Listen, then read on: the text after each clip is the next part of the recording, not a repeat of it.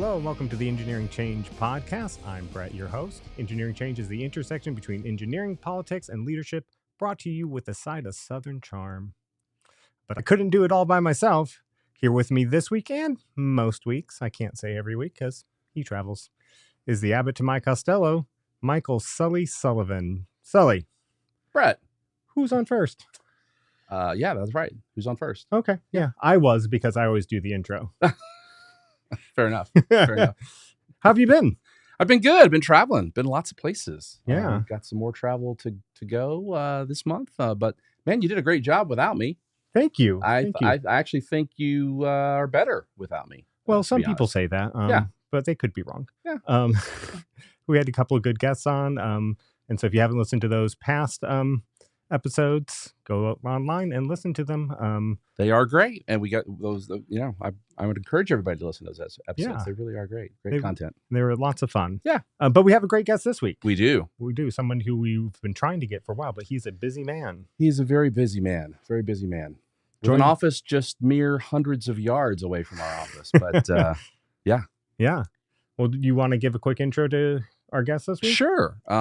We could do it like that Smartless podcast. Have you listened to that? No. With, like Jason but it Bateman? sounds like it fits for us. Yeah, they have the guest is a secret.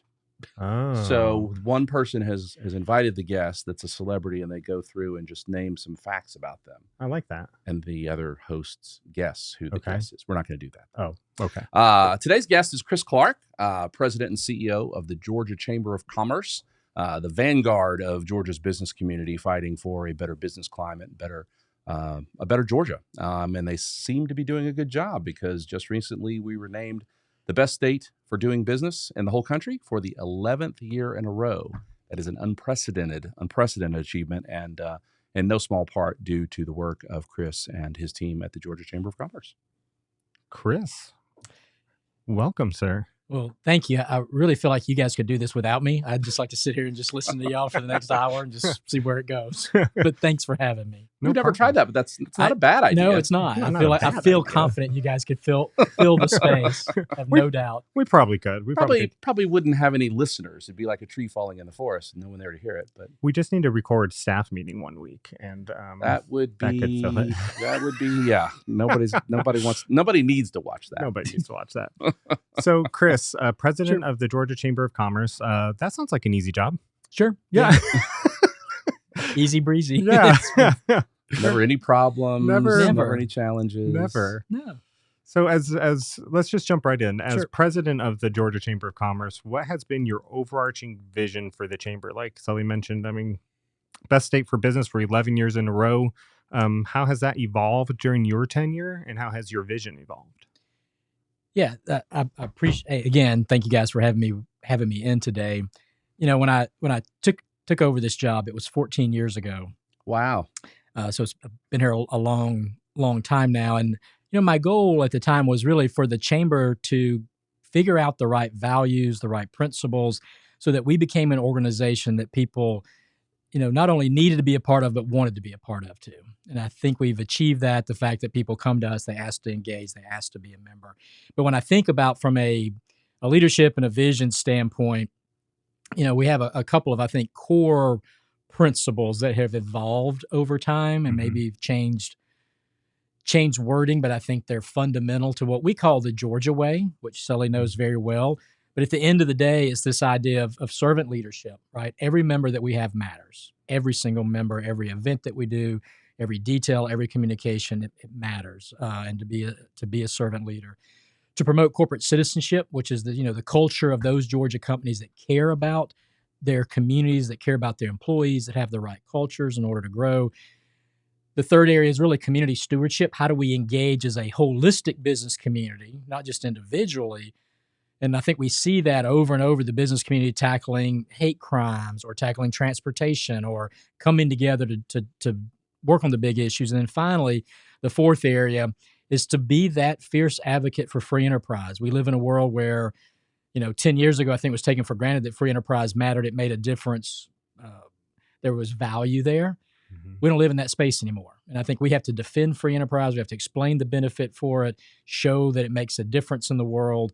And so, yeah, those are our four kind of foundational principles that we try to operate on as an organization. Very good. Very good. So speaking of the economic growth that we've seen in recent years, again, 11th year in a row, best state for business. Sure. What do you see as the key factors driving this success? It's funny. When I started in economic development almost 30 years ago, it was all about location, location, location, right? We were super real estate agents, and we were selling our community, we were selling our state, and I'd fly anywhere in the world to give a pitch about Georgia being at the right crossroads of the world, and you could get to this market in time and that market in time. And I still think there's a value proposition there, mainly driven by our logistics infrastructure. But around 2005, and it was an interesting project I worked that we lost, we really came to understand that it's all about talent. Where can I go to get the right workforce, that's got the right education with the right work ethic? And Georgia Quick Start, our university system, have really proven to be the difference maker, along with the fact that we've been able to recruit and have inward migration at a level unlike most anywhere else except for maybe Texas and Florida. Governor was actually talking about that this morning at a meeting. And so I think those are critical. The third part, and I think we try to play a role in each of those at the chamber, but the third part is to make sure that we are competitive, that we don't rest on our laurels. I mean, every year we win this award, and I look at it and it's like, okay, great, we're excited about it, but I look at who's behind us, or I look at the other awards that are out there. And, last year, Alabama passed a new tax credit bill, and the governor said as she signed it, this will make us more competitive with Georgia. Tennessee signed new bills and made a joke about Georgia. And so we know that all these other communities are in our rearview mirror, but they're trying to catch up every single day. And we just got to stay one step ahead of them. And thankfully, we've had a governor like Governor Kemp, Governor Deal, Governor Perdue before them that really got that understood it. It said, let's have the right stable tax policy. Let's address these issues that matter to businesses, small businesses, as well as large companies. And I think that's the difference maker. I mean, we are, and Sully, I think you can appreciate this. When I talk to my peers around the country like you do, they're jealous of the fact that we can work in a bipartisan manner, but that we have stable leadership, that we don't we don't mess everything up every 4 years, that there's that... They're jealous of that, and they're jealous of that Georgia way that companies get engaged. Yeah, no, I had the same experience, and it's pretty awesome to get on those calls and see that envy at the blessings that we have. But we just had our Georgia Chamber Board of Governors meeting just yesterday. Yeah. And one of the things we were talking about is this. It has been 11 years in a row that we've been named the #1 state for business, and we do have this blessing of not having the hyper partisanship that other states have. Legislators working across the aisle on a consistent basis to do what they think is right for the state. But if you don't have anything to compare that to, and particularly in the context of legislators, we got legislators just assume we're always going to be the #1 state for business, and it comes and it goes. It can be taken away just as quickly as it was given if we don't continue to do the right things. Right. And I do think one of the things that has been critical for us is we came out of that 2008, 2009 recession, which a lot of people don't remember. They're too young. Some of us gray hairs do remember. We suffered through it. We really were a state at that time built on 2 or 3 industries. We were not diversified. And so, our effort starting in 2011 with Governor Deal was to build out the right tax credits, tax policy, strategic policy to diversify the state's economy. And you saw that with film, right? You've seen that now with engineering, science, technology, EVs and clean tech, all things we wouldn't have thought about. We might have thought about manufacturing, but not advanced manufacturing and not the diversification. So I do think that helps our state. I mean, Georgia was ranked in the latest national rankings. We were the second most diversified economy in the country. Oh, wow. And you think about Florida, right? A dynamic economy, big economy, but it's really tourism, right? Yeah. Without that, what's Florida? You can't say that about us. You've got ag, and I love the fact that my hospitality friends want to say they're the largest industry in Georgia. My ag friends will say they're the largest in Georgia, and this group will say they're the largest industry. The truth is they're all within $1 billion of each other of economic impact, which is not what the state looked like 10 years ago. Yeah. No, again, it's a blessing, but it's a blessing we have to continue to fight to preserve. Absolutely, every day. and appreciate all that you and the team at the Chamber do to do that. Well, one of the things we got to do to continue to be the number one state for business is we not only have to attract major economic development projects to our state, like the Hyundai Meta Plant or Rivian or name your major project. We got to have a workforce to fill the jobs that those employers require. And I think for most industries, certainly for the engineering industry, it is our number one challenge, and whatever number two isn't even close. I mean, it's absolutely top of mind. What do you think are the most critical workforce challenges we're going to face as a state over the next few years, and what's the Chamber doing to try to address those? So I've only given this talk 347 times. So we're not alone. I'm not making that number up. No, we really track these things. But I think there are 4 critical issues that every business in Georgia is going to face over the next 5 years, and then it will linger for the next 10 to 12. First of all, is the workforce itself is diversifying. I mean, this year, 41% of the workforce will be millennial, 31% will be Gen Z, right? So they don't even talk about us anymore. Gen Xers, we don't matter. The forgotten generation. We are the forgotten, and we're fine. The latchkey kids, they just leave us at home by ourselves. Yeah, which is that's how I feel now. Just leave me alone. Yeah. Let me go home and do my job and go home and watch Netflix. The classic right? Gen X attitude. Exactly. Yeah, we're here. But that diversified workforce, when you add the millennials and Zoomers together, they're the most diversified workforce in history. 58% of Georgia's workforce is female now. 30% or 31% is Black, 20% is Hispanic, and growing exponentially. And so the first thing businesses have to figure out, how do we attract the next generation of worker? The second issue that we're dealing with is the fact that after the 2009 recession, Americans quit having babies. We now have a lower birth rate than we've had since 1976. And so this year's graduating class is flat, and then it will trend down for the next forever. And so we're going to have fewer people in high school. That means fewer people in college, fewer people in technical college, fewer people to hire. So we got to deal with that, which means you really got to focus on how you keep what you got, how you take care of your own employees right now. The third area that we're dealing with is the baby boomers are retiring, right? And we do not have a pipeline to fill their jobs. I mean, you're seeing engineering is a huge one, right? Oh, yeah. I mean, you do not have enough engineers coming through the pipeline to fill the baby boomers. And so how do you keep those boomers engaged? Part-time, shared jobs, what does that look like? That's going to be a big issue. And then the fourth issue is you're going to have about 12 million Americans whose low-skilled jobs will be gone because of AI. Now, we'll replace those with higher skilled, which means we have to upskill men and women at a rate we've never done before as a country. And we've got to change how we educate K through 12 so that they can AI-proof their own careers and make sure that 20 years from now, they still got the skill sets to compete when AI comes for their jobs. And so that's the challenge that we're facing. What are we doing about it? We have our Center for Workforce and Talent Preparedness, looking at building out new career pathways. Clean tech is a big focus for us right now.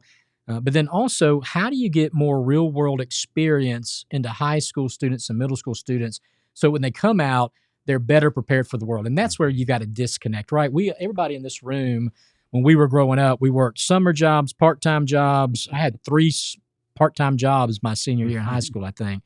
And we don't do that anymore. About 30% of American high school students work during the summer, but only 17% work after school now. Oh, wow. So how do you get the internships, the apprenticeships, how do you get that training that they need to be successful long-term is critical. So just, briefly, 2 programs we do. One is called Be Pro, Be Proud.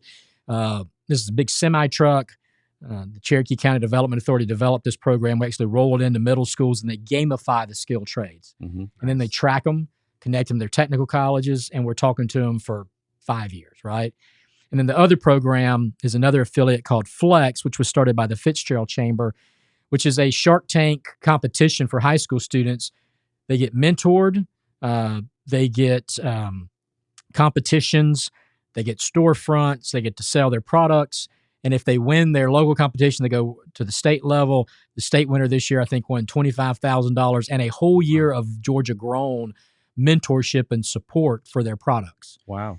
And so even if those kids don't end up becoming entrepreneurs or keeping that little business going, Well, they just learn invaluable skill sets in that senior year. And so I'd like to get to a point, one of our goals is to get that available to every community in Georgia. I think we're in about 30 communities right now. So more work to do, but needless to say, workforce development, as we look into it's one of our key pillars now. As we look into the next 5 years, it will remain a key pillar for us. The Flex program, that's tremendous. I love it.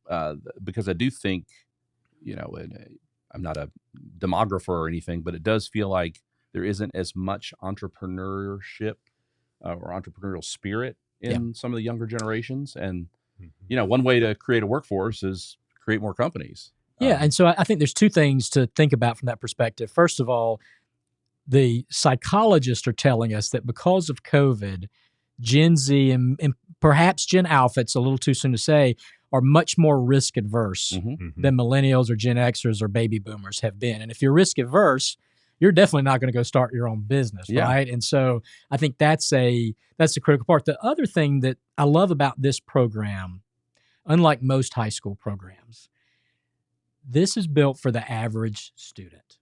This is run through our college and career academies. And so those kids that are all A's and debate captain, everything else, they're going to go to UGA. They're going to do just fine in life, right?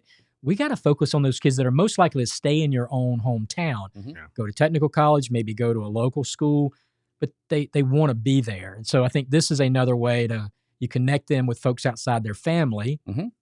And now there's, when I come back and come work for you, you can come help me start my business. But I tell you, we had a young woman that won the award last year, and or maybe 2 years ago, won the statewide competition. And her mentor said, the only reason she stayed in school because her mother had passed away. She was keeping her 2 younger siblings. The fact that we allowed her to make money and start her own business has got her back in high school and graduated. And now she's got a storefront in Macon. That's awesome. I mean, and arguably it probably created a spark in her that without that would not have existed. Complete change in life path. That's right. It's tremendous. It's good stuff. Well, we sometimes talk about the two Georgias, Metro Atlanta and the rest of the state, and certainly the challenges in the rest of the state are different than they are here in the metro region. But I know the Chamber has done a lot in the space of rural prosperity. Could you talk a little bit about some of the Chamber's initiatives? Sure. So in 2017, we opened the Center for Rural Prosperity in Tifton. We have an office in Tifton now that it's really great. It's grown. The Georgia Hispanic Chamber now uses the space. ACE, which provides entrepreneur startup capital and microloans for small businesses, is based in that facility as well. But a big part of that was convening and telling the rural Georgia story, and then presenting policies and recommendations to the General Assembly. So working first with Speaker Ralston and Speaker Burns, our Lieutenant Governor and the Governor. I think in the last 5-6 years, we've probably passed 15 to 20 different specific pieces of legislation that have helped rural Georgia. It didn't hurt that you had a governor that came into office and said, exactly, rural Georgia is going to be my priority. And so we actually just saw the data this morning. It's fascinating. We just had another record year of economic development announcements in Georgia. But 83% of that investment in those jobs have been outside of the 10-county metro area. Now, Metro Atlanta is still getting the same level that they were getting before, but because we have so much more activity, it's able to go everywhere. And you see places like Bainbridge, right, and Waycross, Vidalia, Swainsboro, Soperton, places where for years and years and years, we just didn't see that activity. Now companies are looking and they want to go to those rural communities. They want to be connected. And I think that's what's helped lead this manufacturing renaissance that we've had in the state. And so, I think if you look at the demographics, and I can't think of the exact number right now, but in 2015, somewhere in the neighborhood of 70 rural Georgia counties were projected to lose population over the next decade. Today, that number's down to only about 12 to 13. Wow. And so I think that's the best testament. Now you've got your small business starts are up in rural Georgia as well. Your job creation numbers are up in rural Georgia. But the fact that people are moving back, and some of that was a result of COVID, let's face it, that did have, I think, a positive impact in that aspect. But also we're seeing Gen Zers particularly want to go back home. They want to be in those rural communities. They want a different quality of life. And so, yeah, we've always been bullish on rural Georgia. We've always believed in it. We'll always be that champion. But you've got great economic developers and great chamber professionals out there that are telling the right story. And they've got a governor that gets it, and Pat Wilson at the Department of Economic Development and his team, they just they get it. I mean, if there's an opportunity, they're going to put more incentives on the table in the rural community. They're going to be more aggressive in those communities. And I think we've benefited from that, and we've seen the results of it. Yeah, I mean, you could argue that in the not too distant future, we won't be talking about the two Georgias anymore, because it's just going to be different flavors of the same sort of economic success. I think so. I do think there's one Achilles heel that's out there, and I'm not the chamber rah-rah guy all the time. I think we have to address our issues, and the fact that we've got, you got a swath of communities, particularly in southwest Georgia, where we don't have healthcare providers. Right. We don't have enough physicians. We don't have OBGYNs. We don't have enough dentists. We have 23 counties in Georgia without a dentist. Can you believe that? 23 counties without a dentist. Mm-hmm. Wow. You got 84 counties in Georgia without a OBGYN. So I think that's going to be the next big thing we've got to focus on, is how do we get those, improve rural health care in the state. And then in those communities that have been maybe still left behind, that will be the trigger for them, I think, to get whether it's small business, logistics, manufacturing, or more ag processing to come in. Chamber has a great resource, the Red Book, which I'm looking forward to seeing the latest edition. But talking about those counties, I remember looking at that list of counties sorted by population, and it's surprising the small populations that some of our 159 counties have. Oh yeah. I mean, listen, 7,000 people in a county. I mean, I was joking the other day. My son went to his first SEC home football game at Georgia, and there was 94,000. Yeah. 94,000 people in there.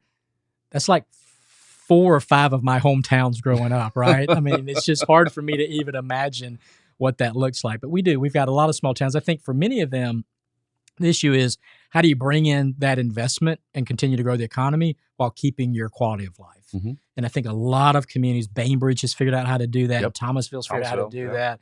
Valdosta's figured out how to do that. And so, yeah, I think you can do both. You just have to have the right partners and the right leadership. Yeah. Mm-hmm. Well, you wrote a book, The CEO Imperative. I did. Let's talk about that for a moment. Your book highlights faith-based leadership in today's business environment. How do you think these principles can reshape the approach to leadership in Georgia's business community? Brett, thanks for that question. I did. I wrote the book. It came out last May, and I've been able to go around the state and talk about the book. Part of it came from the fact that I knew I did not talk about my faith and share that story as I should. Mm-hmm. And so I had that in the back of my head that I needed to do that. But then I had an interesting conversation. I mentor a student every year from Georgia College. It's a great program.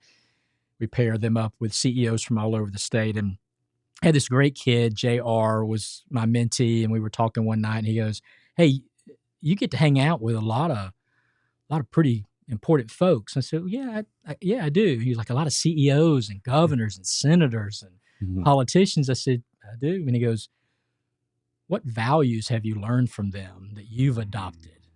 And I stammered and stuttered, and I came out with some decent answer, and he bought it. And I went home and I thought, man, that was, I didn't answer that question well. And the next day I was doing my Bible study, and I felt like a little tap on my shoulder, and it was like, that question deserves answering. Yeah. And so I took out a piece of paper and I wrote down all the folks that I thought had mentored me over the last 30 years, the values, the good values that they exhibited. And then I flipped it over, Sully, and I wrote the bad ones too. Sometimes what not to do is exactly. A good example too. Yeah. And then the geek that I am, I built that out. I kept praying about studying it. And then and this was soon after COVID. And so Pricewaterhouse, Harvard, all these groups were saying how CEOs should pivot, what was going to matter to them. We were talking about toxic workplaces at the time, right? Yep. And so I took all of their data and put it in a spreadsheet. I put in the spreadsheet with what I had learned, and I lined it all up, and I realized that these men and women that I had been working with for all these years had been blessing me by teaching me these invaluable lessons and values. And I felt like those stories needed to be told. And so I interviewed people like Governor Sonny Perdue and men like Jimmy Blanchard or Teresa White, former president of Aflac, and just ask them about those values, those core central values and principles, both personally and from a business, that they felt made a difference. And I purposely picked those men and women that had, I think, the best reputations that were out there, and just let them tell their stories and tried to tell their stories as best as I could. But it really came down to they were servant-hearted, right? They were humble. They were courageous to tackle the issues, to live that Georgia way, to be great corporate citizens, have servant leadership, and to build the right cultures in their companies. And so, yeah, this is the CEO imperative is that effort to do that and to tell those stories. And then I do a blog on my LinkedIn page and on my website as well, just to continue to share those stories that are out there, to just encourage executives to, no matter what your faith is, but to take your authentic self into the office and have that core set of principles and values that are going to drive you and make a difference no matter what comes your way. And quite frankly, I think that's going to be invaluable as we go through the next 10 years of dramatic disruption, social change, polarization, that you're going to have that core set of principles or you're not going to be successful. You're not going to be good for your own employees. Mm-hmm. So yeah, that's where the book came from and what it hopes to do. Very interesting. Before I ask the next question, where can people, if they're out there listening to this, get your book? Sure. Well, they can go to chrisclark.faith, which is my website. They can put it up there, or they can buy it on Amazon or Books A Million or whatever else all those websites are out there. Wherever fine books are sold. Wherever fine, thank you so much. Wherever fine leather-bound books are sold, that's where it is. We're going to get an autographed copy. I'm asking for a friend. I can make that happen. Awesome. Very good. Can I tell you one funny story about that, though? Yeah. So I gave the first copy to my mom because his mother. I got the box in, right? They send you the pre-copies, and I had some boxes, so it was my mom's Mother's Day, and I brought her copy at lunch with her friend, and she opened the book. And she looked at the first page. It's just blank. Or it's got the title. She goes, "You didn't sign it." I said, "Well, Mama, it's the first book. Signing it is a weird thing to do." And she goes, "Well, that doesn't mean anything if you don't sign it." And I said, "Well, Mom, what should I say?" And she goes, "To the best mom that ever lived." It's like, "To the best mom that ever lived, your son." She goes, "Okay, thanks. Now it's a present." so that was my introduction to being an author. That's awesome. Did JR get a copy? JR did get an autographed copy. I gave him one. Yes, he's got one. That's spectacular. It was a great question. Very neat. It was. Yep. Very good. Well, your book and your blog both stress the importance of maintaining authenticity and purpose in leadership. How do you think these qualities can influence public policy, especially when addressing critical issues like the workforce development that we've talked about and economic equity across Georgia? No, I think it's incredible. And I tell this story in the book that I had just taken the job at GEFA. So I was executive director for the Georgia Environmental Finance Authority, which ran the state's water, sewer, energy programs, and had a call from a CEO, retired CEO, says, "I want to come see you." I was scared to death. I was like, "What did I do wrong? Why is he coming to see me?" And he sat me down. He wagged this long finger at me. He said, "As men and women of faith that have been given leadership positions, it is our responsibility to love our community and engage. And that's what I expect of you. And that's the Georgia way, and that's how this is going to work." And I said, "Wow.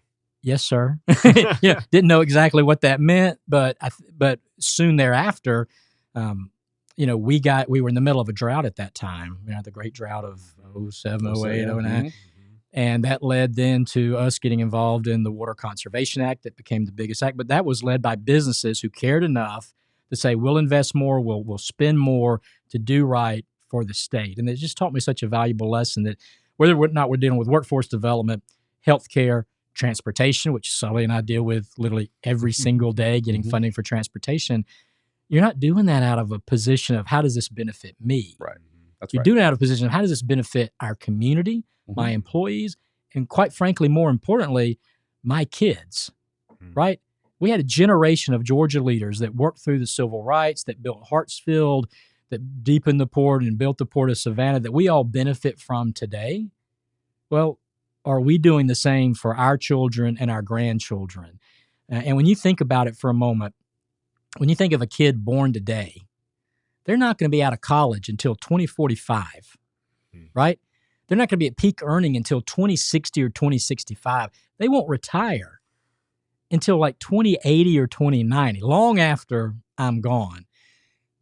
What are we doing for them today? And I think that's what drives that Georgia way, and a lot of the business leaders in this state and association leaders like you, Sully, that get that spend the time at the Capitol, and we take it for granted. You said it a minute ago. Mm-hmm. It does not happen in every other state out there. It just does not happen. And so, yeah, I think it's the imperative, to borrow the line from a great author. That's the CEO imperative, is to engage and have the courage to engage on these issues. Even when they're difficult and might be hard, it still matters. It does. And and not to belabor the point, but we are really lucky that we have leaders in this state who do that time and time again. Yep. And not out of a self-interest, but out of just trying to do the right thing. Right. Well, speaking of legislators doing the right thing, which again, those of you listening or watching in your cars or at home, that is what happens most of the time here in Georgia, and we're blessed that it's true, but not every time. What do you think? We're 6 weeks away from the Chamber's Government Affairs Committee meeting, and where we'll be tackling this subject in much more detail. But what do you think are going to be some of the Chamber's most high legislative priorities in the upcoming session? It's interesting, right? So we go in with a plan that these are the 3 or 4 things we're going to do, plans. And then all of a sudden something else comes up and everything gets diverted. But we've been fairly consistent, I think, over the last 24 months or so of really focusing on a couple of critical areas. First of all is freight and logistics funding. We know we need $84 billion over the next 25 years to build out roads, bridges, railroad crossings, not counting a new bridge in Savannah or a tunnel, and not counting deepening that port, not counting a 6th runway. So lots of needs there. So that will be a priority. And again, credit to Governor Kemp for putting $1.5 billion in last year. Hear, hear. More and more of that we need. Number 2 is anything to do with workforce development. How do we streamline a lot of career pathway work, pushing career pathways down into the 5th grade. One bill that we've had the last 2 years that didn't pass is to teach critical life skills to high school students before they graduate. If they can't get them at home and they can't get them in the work, let's introduce it to them. Mm-hmm. So lots of things around workforce development. And the third one is dealing with what we feel is one of the most problematic areas of Georgia's economy, which is lawsuit abuse. Mm-hmm. Georgia ranks number 1 the best place to do business, but we're also the judicial hellhole of the country. Number 1 judicial hellhole. That is not a ranking that the state I do not put that on billboards or in magazine ads. But the truth is, Governor Kemp has worked for the last 2 years. We passed some good bills last year, thanks to Lieutenant Governor Burt Jones, Speaker. Were really front and center, helped us get that done. The governor's just finished 3 or 4 town hall meetings looking at everything from medical malpractice insurance, which is one of the reasons those doctors won't go into those rural communities, looking at premises liability. You shouldn't be able to come onto my property, shoot the bad guy, and then sue me because you were committing a crime. That doesn't sit well, but you can do that in Georgia. And so dealing with several of those kind of big issues in 2025 and then continuing to deal with those to just want to make it a fair and balanced playing field, but unfortunately it's gotten out of whack in Georgia. And so I think those are the 3 that will take up a lot of the oxygen in the room. And then there'll be other stuff that'll come along as well. I think data privacy is out there. You'll start having some more AI legislation. Mm-hmm. But those are the big ones as we see it 3 months out of January. Yes, there will be some fires that you, as the chief fireman for the business community, will have to put out. Yep. But again, appreciate all the work that you and the Chamber team do on behalf of the business community, and it's not hyperbole to say a big part of our number 1 ranking, not the judicial hellhole ranking, the number 1 state to do business ranking is a function of that leadership. Well, it's a great partnership when the business community can literally text the governor and say this is an issue, and he responds and goes, "Got it." And then the phone rings 5 minutes later, and it's a staffer saying, "What do we got to do?" Just like we've seen in the hurricane response. And again, a lot of credit to Governor Kemp for mobilizing and doing what he did during COVID to do what he did in the business community, our utility companies. Your engineers have been very busy. Absolutely. Because over and over again, what we've heard the last few days is that we're not repairing infrastructure, we're rebuilding it. Mm-hmm. And I just appreciate the engineering community in this state. I mean, you're at the table, you're part of every discussion that goes on. And Sully, just can't thank you enough for your leadership, not just on transportation, but on all those other issues. It's a great partnership. It's great to be a part of it. Amen. Great to be part of the team. That's right. Team Georgia. Well, Chris, thank you so much for joining us today. It's been a pleasure talking to you. And everybody out there, thank you for joining us. We couldn't do this if you weren't listening and watching us. We could, but it would be weird. It would be weird. Yeah. It would be. That's true. We'll hit you soon with another episode. But to find out more about the Engineering Change podcast or about ACEC Georgia in general, visit acecga.org. And until next time, I'm Brett. I'm Sully. And we'll catch you later.